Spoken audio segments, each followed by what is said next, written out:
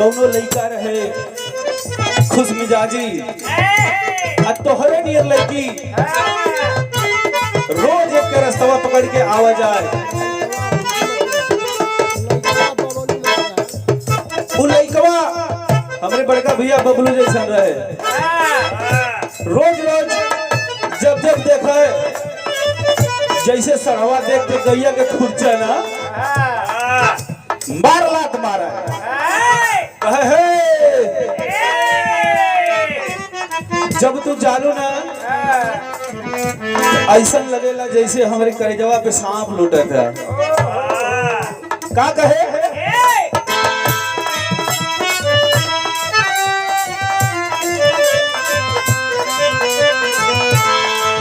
अरे गुजरे ले नजर से चापते गुजरिया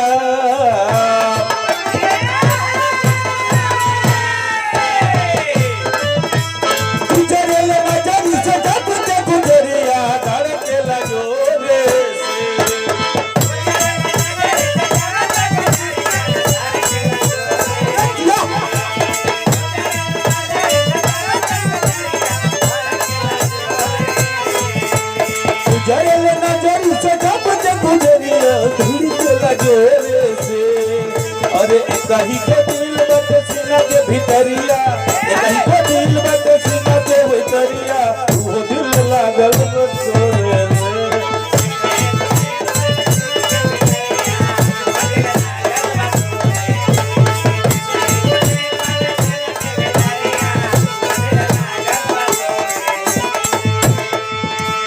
गुजरे ले नजर से जब ते गुजरिया जर के लगोरे से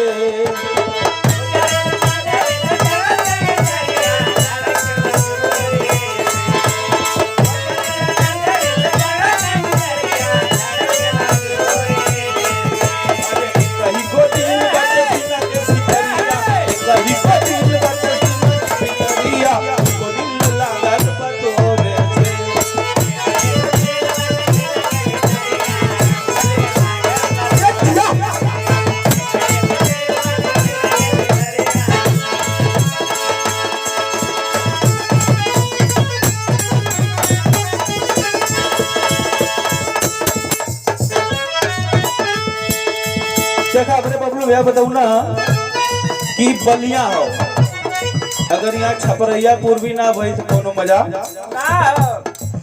आओ मास्टर। अरे कैसन होवे लक्ष्मण देवरवा